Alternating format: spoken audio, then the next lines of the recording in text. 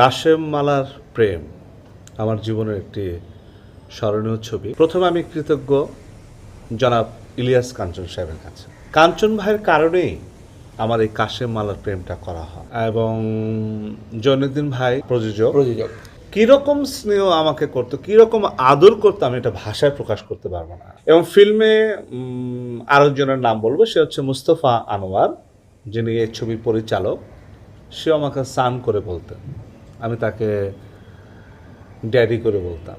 এবং সবশেষে বলবো যে এই ছবিটার চম্পা ম্যাডামের যথেষ্ট সহযোগিতা ছিল এবং চম্পা ম্যাডামের সহযোগিতার কারণে আমি ভালো, মানে যতটুকু অভিনয় আমি জানি মোটামুটি আমি ভালো করার চেষ্টা করেছিলাম। মুস্তফা আনোয়ার ড্যাডি আমার সারা জীবনই ড্যাডি থাকবে এবং তার ভালোবাসা, স্নেহ, মায়া, মমতা সারা ছবিটার মধ্যে ছিল।